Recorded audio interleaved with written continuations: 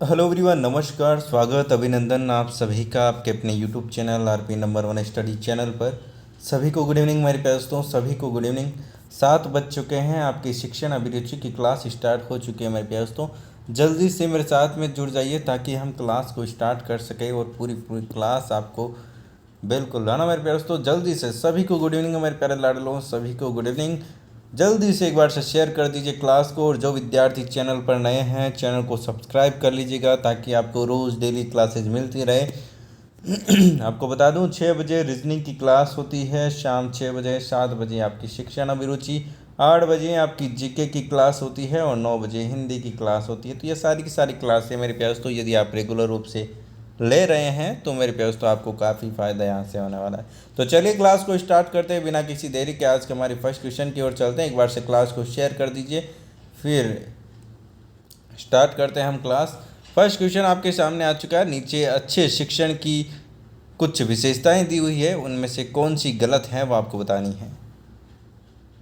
अच्छा शिक्षण आदेशात्मक होता है, अच्छा शिक्षण पथ प्रदर्शक होता है, अच्छा शिक्षण सुनियोजित होता है, अच्छा शिक्षण प्रेरणादायक होता है। करेक्ट आंसर बताइएगा मेरे प्यारे दोस्तों, करेक्ट आंसर क्या हो जाएगा।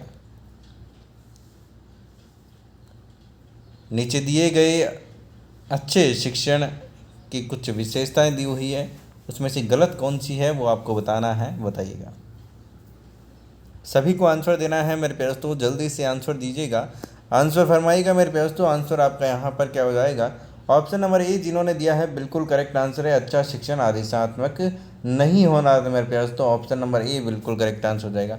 आदेशात्मक नहीं होता है मेरे प्यारे दोस्तों, ठीक है ना। पथ प्रदर्शक होता है, सुनियोजित होता है और प्रेरणादायक होता है।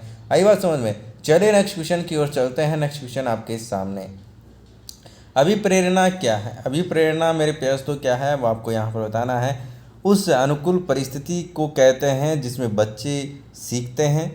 बच्चों या फिर बालकों को नई बातें सीखने की उकसाती है, या फिर अभिप्रेरणा और सीखने की इच्छा दोनों एक ही बात है, या फिर परीक्षण का परिणाम है। बताइएगा दोस्तों क्या है मेरे प्यारे दोस्तों अभिप्रेरणा। अभिप्रेरणा क्या है मेरे प्यारे लाडलो, आंसर फरमाइएगा यहाँ पर, जल्दी से आंसर दीजिएगा। करेक्ट आंसर आपका यहाँ पर क्या हो जाएगा। बहुत ही शानदार मेरे प्यारे दोस्तों, बहुत ही बढ़िया। ऑप्शन नंबर कौन सा करेक्ट हो रहा है यहाँ पर, बिल्कुल ऑप्शन नंबर बी जिन्होंने दिया है बिल्कुल करेक्ट आंसर आपका यहाँ पर आ रहा है। बालकों को नई बातें सिखाने को उकसाती है, वही क्या है दोस्तों, अभिप्रेरणा है। क्या है दोस्तों, अभिप्रेरणा है। आगे चलते हैं अगले क्वेश्चन की ओर। अगला क्वेश्चन आपके सामने आ चुका है। क्वेश्चन नंबर 3, छात्र केंद्रित शिक्षण का आशय क्या है। छात्र केंद्रित या फिर बाल केंद्रित शिक्षण का आशय क्या है। प्रत्येक छात्र की आवश्यकता का ध्यान रखना, छात्रों को मनमानी करने की छूट देना, सभी छात्रों को निःशुल्क शिक्षा देना, या फिर शिक्षण में छात्रों का पूर्ण सहयोग लेना। करेक्ट आंसर फरमाइएगा। करेक्ट आंसर आपका यहाँ पर क्या हो जाएगा मेरे प्यारे दोस्तों, जल्दी से आंसर दीजिएगा। छात्र केंद्रित शिक्षण का आशय क्या है। क्या दोस्तों, छात्र केंद्रित या फिर बाल केंद्रित शिक्षण का आशय क्या है। बहुत ही शानदार, बहुत ही बढ़िया मेरे प्यारे दोस्तों। ऑप्शन नंबर बिल्कुल जिन्होंने यहाँ पर ए दिया है बिल्कुल करेक्ट आंसर आ रहा है। प्रत्येक छात्र की आवश्यकता का ध्यान रखना, ऑप्शन नंबर ए बिल्कुल करेक्ट आंसर आपके यहाँ पर हो जाएगा। चलिए नेक्स्ट क्वेश्चन की ओर चलते हैं। नेक्स्ट क्वेश्चन आपके सामने आ चुका है। नेक्स्ट क्वेश्चन, कक्षा शिक्षण की उत्तम प्रणाली वह है जिसमें प्रश्नोत्तर की आवश्यकता न पड़े, अध्यापक छात्रों से प्रश्न पूछे, या फिर छात्र अध्यापक की शंका समाधान करे, या फिर अध्यापक और छात्र दोनों प्रश्न पूछे। करेक्ट आंसर फरमाएगा मेरे प्यारे दोस्तों। करेक्ट आंसर आपके यहाँ पर क्या हो जाएगा। कक्षा शिक्षण की उत्तम प्रणाली कौन सी है मेरे प्यारे दोस्तों, आंसर दीजिएगा। कक्षा शिक्षण की उत्तम प्रणाली कौन सी है। करेक्ट आंसर फरमाइएगा मेरे प्यारे दोस्तों। करेक्ट आंसर आपका यहाँ पर क्या हो जाएगा। करेक्ट आंसर की बात करें ऑप्शन नंबर डी, अध्यापक और छात्र दोनों प्रश्न पूछे, वही क्या है दोस्तों, शिक्षण की उत्तम प्रणाली है। कक्ष की उत्तम प्रणाली है मेरे प्यारे दोस्तों। जो भी ये क्वेश्चन के आंसर दे रहे हो, एक अपने आप को एक शिक्षक मानकर ये आंसर देना है ताकि आप अच्छे से आंसर दे सको और एक अच्छा लेवल आपका हो सके मेरे प्यारे दोस्तों। चलिए अगला क्वेश्चन आपके सामने आ चुका। कक्षा में आप कैसे प्रश्न करना पसंद करेंगे जिनका उत्तर सभी छात्र दे सके, जिनका उत्तर कोई भी छात्र न दे सके, जिनका उत्तर शायद ही कोई छात्र दे सके, या फिर जिनका उत्तर देने के लिए छात्रों को कुछ सोचना पड़े। बताइएगा दोस्तों कैसे क्वेश्चन आप पूछेंगे, कैसे प्रश्न आप कक्षा में पूछेंगे। यदि आप शिक्षक हैं तो आप क्लास में कैसे प्रश्न पूछेंगे, अपना जो भी पाठ पढ़ाने के बाद में है या फिर जो भी क्वेश्चन पूछते हैं वो कैसे क्वेश्चन पूछेंगे। बताइएगा दोस्तों ऑप्शन नंबर कौन सा करेक्ट आंसर आपका यहाँ पर हो जाएगा। जल्दी से आंसर फरमाइएगा मेरे प्यारे दोस्तों। बहुत ही बढ़िया मेरे प्यारे दोस्तों। ऑप्शन नंबर जिन्होंने यहाँ पर डी दिया है बिल्कुल करेक्ट आंसर है। जिसका उत्तर देने के लिए छात्रों को कुछ सोचना पड़े ऐसे प्रश्न आप पूछेंगे। कैसे दोस्तों, जिसमें आप बच्चों को सोचना पड़े, दिमाग लगाना पड़े, वैसे प्रश्न आप पूछेंगे कक्षा में। अगला क्वेश्चन आपके सामने। छोटे बच्चे लंबे और कठिन शब्दों का सही उच्चारण नहीं कर पाते हैं, आप क्या उपाय करेंगे। बताइए दोस्तों।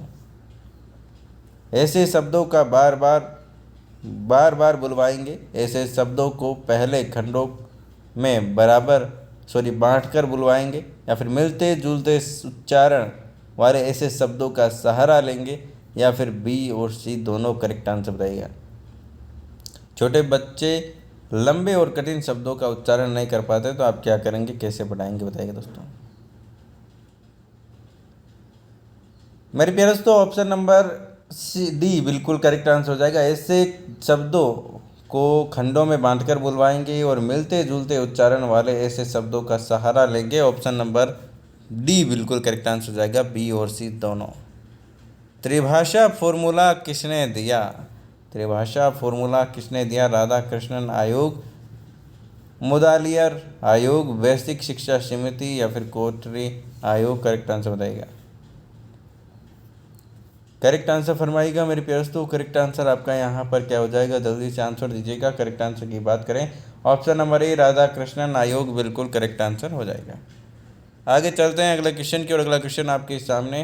प्रयोजनवाद ने किसे जन्म दिया। बेसिक शिक्षा, व्यावसायिक शिक्षा, शिक्षा की खेल विधि, या फिर प्रोजेक्ट विधि। करेक्ट आंसर की बात करें तो करेक्ट आंसर क्या हो जाएगा, जल्दी से आंसर दीजिएगा। जिनको आता है, नहीं आता है तो कोई बात नहीं, ध्यान से देखते रहिए। ऑप्शन नंबर डी प्रोजेक्ट विधि। ऑप्शन नंबर डी बिल्कुल करेक्ट आंसर आपका यहाँ पर हो जाएगा। चलिए नेक्स्ट क्वेश्चन की ओर चलते हैं। नेक्स्ट क्वेश्चन आपके सामने आ चुका है। औपचारिक शिक्षा किनके लिए है। औपचारिक शिक्षा किनके लिए है, अनौपचारिक शिक्षा किनके लिए है। बताइएगा दोस्तों। जो शिक्षा पूरी करने से पहले स्कूल छोड़ चुके हों, उन बच्चों के लिए जो कहीं और या फिर कहीं कोई काम कर रहे हैं, या फिर उन बच्चों के लिए जो स्कूल नहीं जाते, या फिर ये सभी करेक्ट आंसर बताएगा। अनौपचारिक शिक्षा किनके लिए है। ऑप्शन नंबर डी जिन्होंने दिया है बिल्कुल करेक्ट आंसर आपका यहाँ पर हो जाएगा। चलिए नेक्स्ट क्वेश्चन की ओर चलते हैं। नेक्स्ट क्वेश्चन आपके सामने। भारत में अंतर्राष्ट्रीय शिक्षा वर्ष कब मनाया जाता है। बताइएगा दोस्तों। मनाया गया था, बताइएगा दोस्तों कब मनाया गया था। अंतर्राष्ट्रीय शिक्षा वर्ष कब मनाया गया था। 1991, 1990, 1990, 1992। करेक्ट आंसर क्या होगा। करेक्ट आंसर फरमाइएगा मेरे प्यारे दोस्तों। करेक्ट आंसर की बात करें ऑप्शन नंबर सी बिल्कुल करेक्ट आंसर आपके यहाँ पर हो जाएगा। 1990 बिल्कुल करेक्ट आंसर आपके यहाँ पर हो जाएगा। चलिए नेक्स्ट क्वेश्चन की ओर चलते हैं। नेक्स्ट क्वेश्चन आपके सामने मेरे प्यारे दोस्तों। आयु वर्ग के निरक्षर लोगों को साक्षर बनाने हेतु कौन सा कार्यक्रम है। अनौपचारिक शिक्षा कार्यक्रम, राष्ट्रीय साक्षरता मिशन, ऑपरेशन ब्लैक बोर्ड, या फिर नवोदय विद्यालय। करेक्ट आंसर बताइएगा मेरे प्यारे दोस्तों। आयु वर्ग के निरक्षर लोगों को साक्षर बनाने हेतु कार्यक्रम कौन सा चलाया गया था। बताइएगा दोस्तों। अब निरक्षर का बोल रहा है, साक्षर बनाना है, तो मेरे प्यारे दोस्तों राष्ट्रीय साक्षरता मिशन। ऑप्शन नंबर बी जिन्होंने बताया बिल्कुल करेक्ट आंसर। चलिए नेक्स्ट क्वेश्चन की ओर चलते हैं। नेक्स्ट क्वेश्चन आपके सामने आ चुका है। Question number 12। निम्न में से कौन सा अवरोध संप्रेक्षण के लिए ज़्यादा बड़ी रुकावट है? भौतिक अवरोध, संवेगात्मक अवरोध, अंतःक्रिया संबंधी अवरोध, इनमें से कोई नहीं। करेक्ट आंसर फरमाएगा। करेक्ट आंसर क्या हो जाएगा?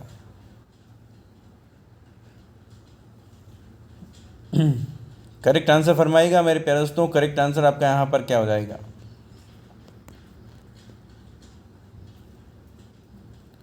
बहुत ही शानदार मेरे प्यारे दोस्तों। ऑप्शन नंबर देखिए, अवरोध संप्रेक्षण के लिए ज़्यादा बड़ी रुकावट है संवेगात्मक अवरोध। बिल्कुल करेक्ट आंसर आपका यहाँ पर हो जाएगा। ऑप्शन नंबर बी जिन्होंने दिया, बिल्कुल करेक्ट आंसर हो जाएगा।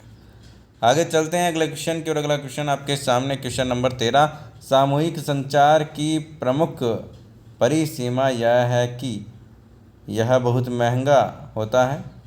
सफलता ज़्यादातर प्रस्तुतकर्ता पर निर्भर करती है। संदेश प्रस्तुत करने के लिए अधिक समय की ज़रूरत होती है। फीडबैक प्रणाली कमज़ोर होती है। या फिर करेक्ट आंसर बताएगा, कौन सा करेक्ट आंसर हो जाएगा? सामूहिक संचार की प्रमुख परिसीमा यह है कि कौन सी है, बताइएगा।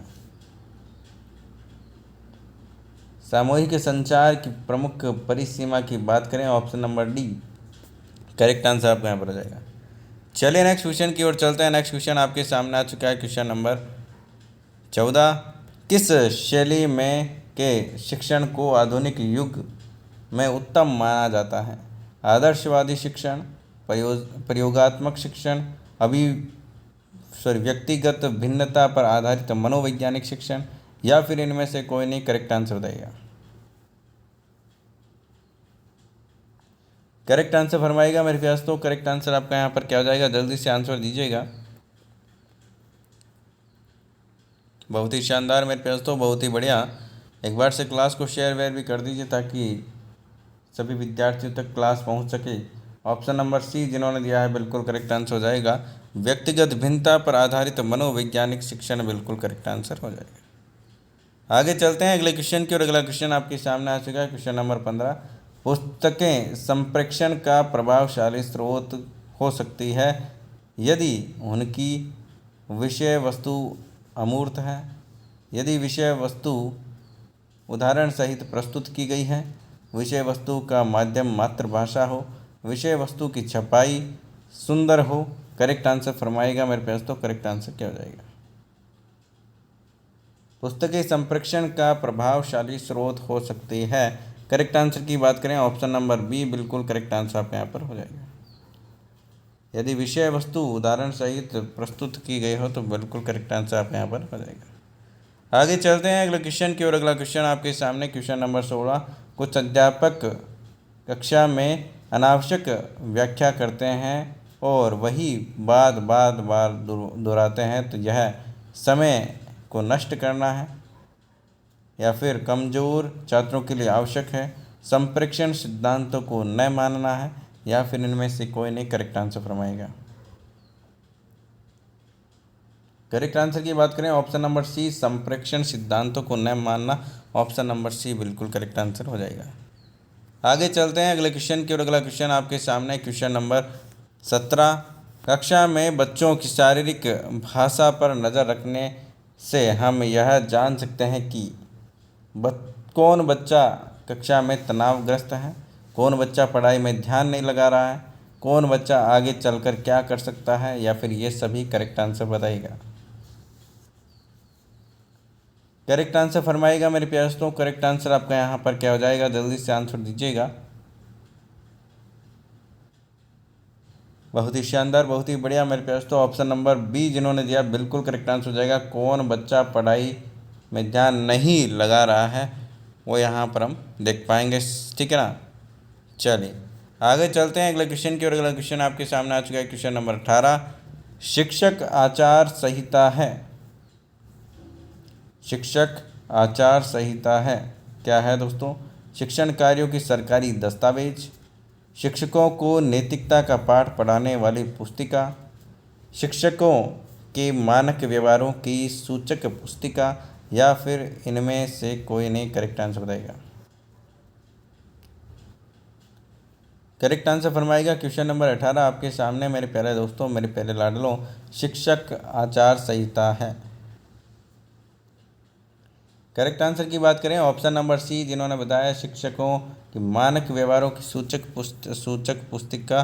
बिल्कुल करेक्ट आंसर आपके यहाँ पर जाएगा शिक्षक आचार संहिता।